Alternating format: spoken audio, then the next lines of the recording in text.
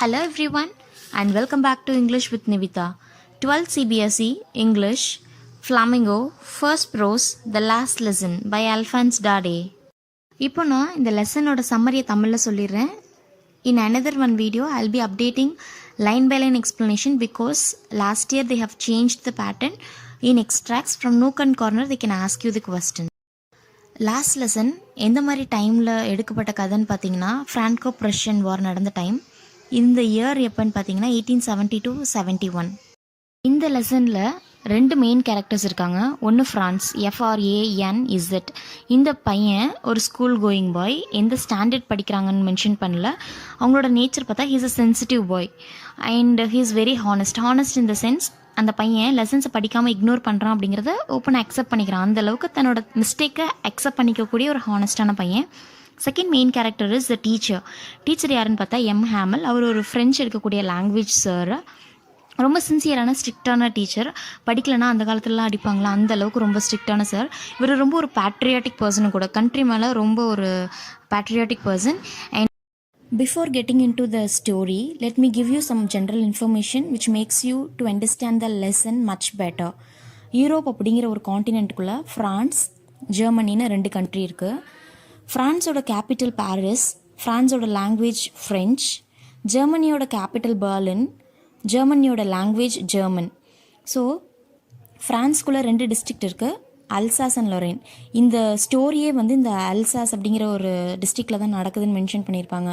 Hamel, France அந்த கேரக்டர்ஸ்லாம் இந்த ஸ்டோரிக்குள்ளே தான் வருவாங்க. ஜெர்மனியோட state Prussia. So Prussia winner. அவங்க தான் ஃப்ரான்ஸை டிஃபீட் பண்ணுறாங்க. France is reluctant to go to school. Reluctant meaning is unwilling, hesitant or not interested. So இந்த பையனுக்கு சுத்தமாக ஸ்கூல் போகிறதுக்கே பிடிக்கல. அன்றைக்கி ரொம்ப லேட் ஆகிடுச்சு ஸ்கூலுக்கு போகிறதுக்கும். ஸ்கூலுக்கு போனால் அவங்க ஃப்ரெஞ்ச் டீச்சர் ஹேமல் பார்ட்டிசிபிள்ஸ்லேருந்து கொஸ்டின் கேட்பேன்னு சொல்லியிருப்பார். பார்ட்டிசிபிள்ஸ்னால் ஒன்றும் இல்லை, இப்போ வேர்போட ING ஆட் பண்ணுறது. ஜெரண்ட் ஃபார்ம்னு சொல்லுவோம்ல, ரன்னா ரன்னிங், இல்லைன்னா V3 form had painted. So அதோட மீனிங் நமக்கு தேவையில்ல. பார்ட்டிசிபிள்ஸ்லேருந்து கொஸ்டின் கேட்பேன்னு சொல்லியிருப்பார். இந்த பையனுக்கு பார்ட்டிசிபிள்ஸ்லேருந்து ஒரு வார்த்தை கூட தெரியாது. கிளாஸையும் கவனிச்சிருக்க மாட்டான், அதை பற்றியே கண்டென்ட்டும் ரெஃபர் பண்ணியிருக்க மாட்டான். ஸோ எங்கே போனால் கொஸ்டின் கேட்டு நம்மளை திட்டிடுவார் அப்படின்ற ரொம்ப பயத்தில் இருப்பான். வெளியில் பார்த்தா பயங்கர பிரைட்டாக ரொம்ப சன்னியாக இருக்கும். பார்க்கவே கிளைமேட் ரொம்ப சூப்பராக இருக்கும். விளாட்றதுக்கு ஒரு ஆப்டான ஒரு டைமு. ஸோ வெளியில் இது மட்டும் இல்லாமல் பேர்ட்ஸ்லாம் கீச் கீச்சின்னு கத்திட்டு இருக்கணும். அந்த சிரிப்பிங் சவுண்ட்ஸு. ஆல்ரெடி ஃப்ரான்கோ ப்ரஷியன் வார் நடந்துட்டுருக்கு. ஸோ அங்கே இருக்கிற அந்த ப்ரஷியன் ஆர்மேஸும் மார்ச்சிங் பண்ணிகிட்டு இருப்பாங்க, மார்ச் பாஸ்ட். ஸோ அதெல்லாம் பார்க்க அந்த பையனுக்கு ரொம்ப டெம்ப்டிங்காக இருக்கும். ஸோ ஒன்றுமே தெரியாத அந்த பார்ட்டிசிபல் கிளாஸில் உட்கார்றதுக்கு நம்ம வெளியில் இப்படி ஜாலியாக என்ஜாய் பண்ணலாமேன்னு இந்த பையன் நினைப்பான். இருந்தாலும் அவன் தன்னோட மனசை கண்ட்ரோல் பண்ணிட்டு வேணாம் நம்ம ஸ்கூலுக்கே போயிடலான்னு is hurried off to the school. So ரொம்ப வேகமாக ஸ்கூல் போயிட்டுருப்பான்.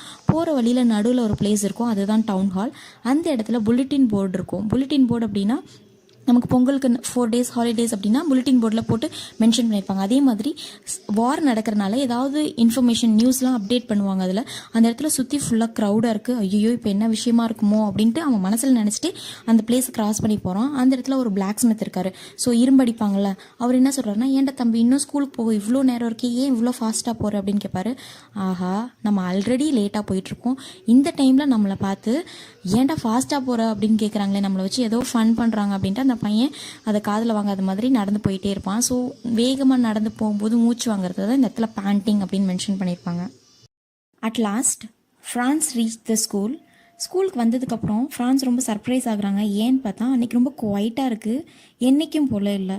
ஸோ யூஸ்வலாக ஸ்கூல்னால் எப்படி இருக்குன்னா ஒரு கமோஷன் இருக்கும், ஏதாவது ஒரு ஆக்டிவிட்டி நடந்துகிட்ருக்கும். ஸ்டூடெண்ட்ஸ் எல்லாம் சேர்ந்து ஏதாவது ஒரு லெசனை ரிசைட் பண்ணுவாங்க. டீச்சர்ஸ் சொல்ல ஸ்டூடெண்ட்ஸ் அதை திரும்ப ரிசைட் பண்ண, பெஞ்சை பிடிச்சி இழுக்கிறது, பேசிகிட்டு இருக்கிறது, இந்த மாதிரி சவுண்டு அடுத்த ஸ்ட்ரீட் வரைக்கும் கேட்கும். ஸ்கூலுக்கு வெளியில் இருக்கிற அடுத்த ஸ்ட்ரீட் வரைக்கும் சவுண்ட் கேட்கும். பட் அன்னைக்கு சண்டே மார்னிங் மாதிரி குவைட்டாக இருக்குது. அந்த டீச்சர் ஆல்ரெடி ஹேமல் வந்துட்டார். கையில் அயன் ரூலர் வச்சுட்டு he is just walking up and down. கையில் இருக்கிற அந்த ஸ்டிக்கை வச்சுட்டு நடந்துட்டுருக்காரு. இது மட்டும் இல்லாமல் அந்த பையன் இப்போ அந்த டோரை ஓப்பன் பண்ணி உள்ளே போகணும். அந்த பையனோட அந்த ஃபீலிங் எப்படி இருக்கும் அப்படின்னு பார்த்தீங்கன்னா, his face has turned blushed in the sense அந்த மூஞ்சி அந்த செவந்து போகிறது, அந்த பயத்தில் செவந்து போகிறது, அந்த அசிங்கத்தில் செவந்து போகிறது, பயம் அந்த பையனுக்கு ஃபுல்லாக. எங்கே உள்ள பெர்மிஷன் கேட்டுட்டு போகும்போது ரொம்ப லேட் ஆயிடுச்சுன்னு சார் திட்டிடுவாரோ அப்படின்ற ஒரு பயம் இருக்குது. ஆனால் டு ஹிஸ் சர்ப்ரைஸ் அவர் எதுவுமே திட்டாமல் பொலைட்டாக போய் உட்காருடா தம்பி அப்படின்னு சொல்லி கைண்டாக சொல்கிறாரு.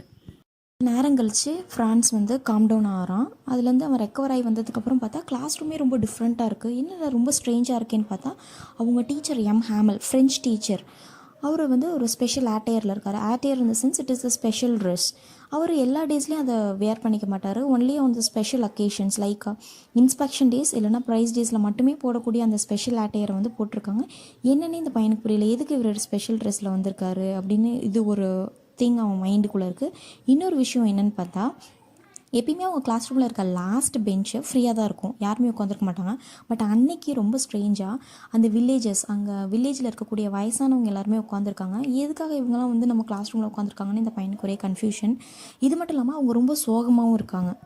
இப்போது ஹேமல் ஒரு சேரில் உட்காந்துட்டு அவர் ஒரு ட்ரெட்ஃபுல் அனௌன்ஸ்மெண்ட் கொடுக்குறாரு ஸ்டூடெண்ட்ஸ்க்கு. Dreadful meaning is terrible. என்ன அப்படின்னு பார்த்தா, இன்றைக்கி தான் நான் உங்களுக்கு எடுக்க போகிற கடைசி ஃப்ரெஞ்ச் லெசன் அப்படிங்கிறாரு.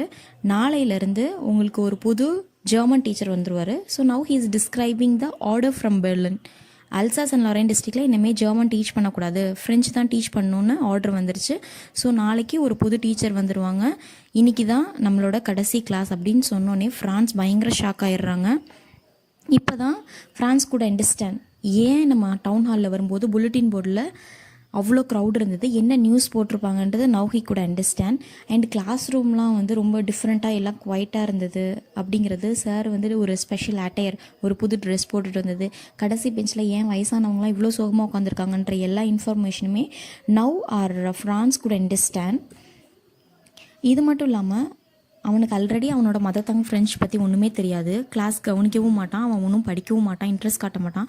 எவ்வளோ டைம் நம்ம வேஸ்ட் பண்ணணும், இன்றைக்கி கடந்த ஒரு விஷயம் நாளைக்கு இல்லை அப்படிங்கும்போது அவன் எப்படிலாம் டைம் வேஸ்ட் பண்ணான்றதை அவன் யோசிச்சு பார்க்குறான். பேர்டோட எக்கை சீக் பண்ணுறதுக்கு, முட்டை பிடிக்கிறதுக்கு தேடிட்டு பேர்டோட எக் எங்கே கிடைக்கும்னு சொல்லி தேடிட்டே அவன் போய் டைம் வேஸ்ட் பண்ணியிருக்கான். ப்ளஸ் அந்த சார் ரிவரில் வந்து ஸ்லைட் பண்ணி அவன் டைம் வேஸ்ட் பண்ணியிருக்கான். ஸ்லைடிங் இந்த சென்ஸ் சர்க்கஸ் விட்டு விளையாடுவாங்களோ குழந்தைங்க, ஸோ அந்த மாதிரி வேஸ்ட் பண்ணியிருக்கான். இதெல்லாம் நினச்சா அவன் உண்மையாலுமே ரொம்ப ஃபீல் பண்ணுறான் இந்த டைமில்.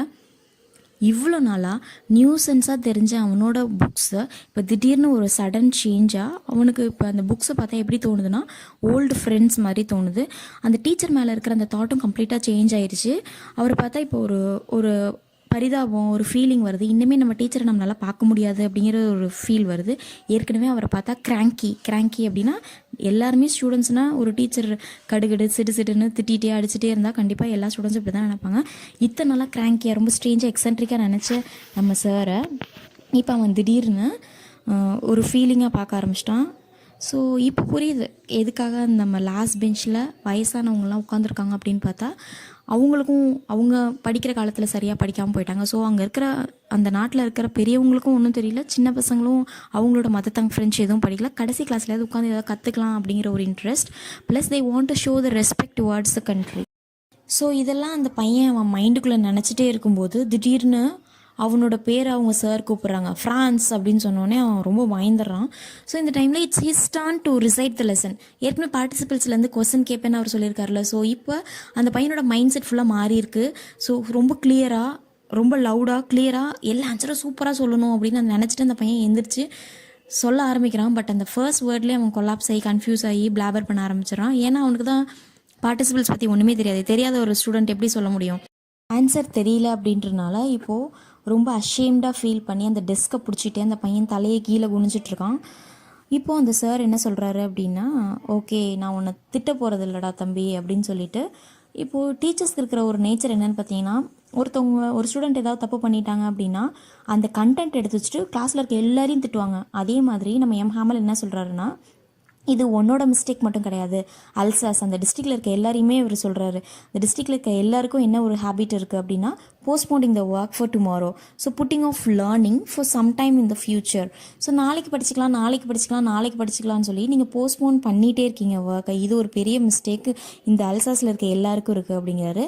நெக்ஸ்ட் அவர் யாரை ப்ளேம் பண்ணுறாருன்னு பார்த்தா, it is the fault on your parents too. So உங்கள் பேரண்ட்ஸும் என்ன பண்ணுறாங்கன்னா, நீங்கள் வீட்டில் இருக்க டைமில் உங்கள் ஸ்டடீஸ் மேலே இன்ட்ரெஸ்ட் இல்லாமல் உங்களால் படிக்க வச்சு பெரிய ஆள் ஆகணுன்ற எந்த ஒரு தாட்டும் இல்லாமல் போய் ஃபார்மில் வேலை செய்யுங்க, போய் மில்லில் வேலை செய்யுங்க, கொஞ்சம் பணம் கிடைக்கும் அப்படின்னு சொல்லி அவங்களும் இப்படி பண்ணுறாங்க, அதுவும் தப்பு தான் அப்படிங்கிறாரு.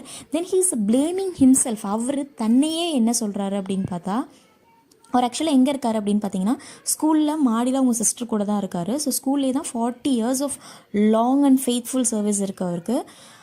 கீழே கார்டன்லாம் அவர் தான் மெயின்டைன் பண்ணிக்கிறாரு. ஸோ படிக்க வேண்டிய டைமில் நான் ஸ்டூடெண்ட்ஸை நான் நிறைய பேரை படிக்க வேண்டிய டைமில் நான் போய் பிளான்ஸ்க்கு தண்ணி ஊற்ற சொல்லியிருக்கேன், to water the plants. And இப்போ நான் ஃபிஷ்ஷிங் போனோம் அப்படின்னா உங்களுக்கு நிறைய நாள் லீவ் விட்டுருக்கேன், ஸோ எம்எல்ஏயும் தப்பு இருக்குன்னு சொல்லி அவர் ரொம்ப ஃபீல் பண்ணி சொல்கிறாரு.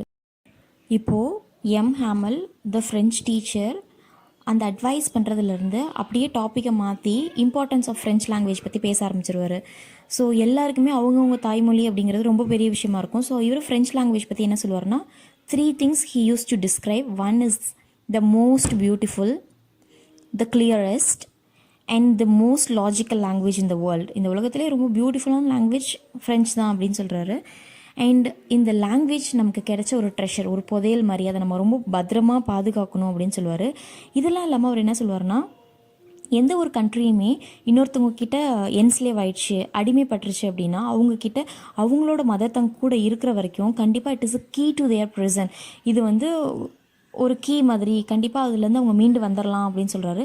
இதுக்கான பெஸ்ட் எக்ஸாம்பிள் நம்ம தான். பிரிட்டிஷர்ஸ் கிட்ட இந்தியா அந்த ஒரு அடிமைத்தனமாக இருந்தப்போ நம்மக்கிட்ட தமிழ் அப்படிங்கிற ஒரு விஷயம் இருந்தது. ஸோ அதனால் நம்ம மீண்டு வந்தோம் அப்படிங்கிறத இதோட மீனிங். இந்த அட்வைஸ்லாம் பண்ணி முடிச்சதுக்கப்புறம் ஹேமல் டீச் பண்ண ஆரம்பிக்கிறாரு. ஃபர்ஸ்ட் கிராமர் புக்கில் இருந்து ஒரு லெசன் டீச் பண்ணுறாரு. அப்போது நம்ம ஸ்டூடெண்ட் ஃப்ரான்ஸை ரொம்ப அமேஸ்டாக ஃபீல் பண்ணுறான். இவ்வளோ ஈஸியாக இருக்கே லெசன் அப்படின்னு சொல்லிட்டு. இது நாள் வரைக்கும் இந்த பையனை இவ்வளோ அட்டென்ஷனாக கவனிச்சதும் கிடையாது கிளாஸை. இந்த சாரும் இவ்வளோ பேஷன்ஸாக பொறுமையாக சூப்பராக இவரும் டீச் பண்ணது கிடையாது. ஸோ 2 பக்கமுமே ஒரு நல்ல ஆக்டிவிட்டி நடக்கிறதுனால அந்த பையன் ரொம்ப ஈஸியாக ஃபீல் பண்ணுறான். செகண்ட், ரைட்டிங் டாஸ்க் நடக்கும். இப்போது ஹேமல் நியூ காப்பீஸ்லாம் கொடுத்து எல்லாரையும் எழுத சொல்லிட்டு இருப்பாரு. யாருமே எந்த டீவியேஷனும் இல்லாமல் ரொம்ப கான்சென்ட்ரேட் பண்ணி அந்த ஒர்க்கில் இமர்ஸ் ஆகி பண்ணிகிட்டு இருப்பாங்க. கிளாஸ் ரூம்குள்ளே ஒரு பீட்டில், ஒரு வண்டு கூட வரும், அதுக்கு கூட யாரும் டீவியேட் ஆக மாட்டாங்க. மேலே பீஜியன்ஸ் கத்திட்டு இருக்கும் அந்த ரூஃப் மேலே, அதுக்கு கூட எந்த ஸ்டூடெண்ட்ஸும் அட்டென்ஷன் டீவியேட் ஆகாமல் அந்த ரைட்டிங் டாஸ்கில் எல்லாம் ரொம்ப இமர்ஸ்டாக ஒர்க் பண்ணிகிட்டு இருப்பாங்க. நெக்ஸ்ட்டு பார்த்தா ஹிஸ்ட்ரியில் ஒரு லெசன் நடத்துவார். லாஸ்ட்டாக ஃபொனெட்டிக்ஸ், ஏஇஐஓயுக்கு முன்னாடி பி ஆட் பண்ணிக்கோங்க. பா, பி, பி, போ, பூ. ஸோ ஃபொனெட்டிக்ஸ்னு என்ன, ஒரு சவுண்டை கற்றுக்கிறது.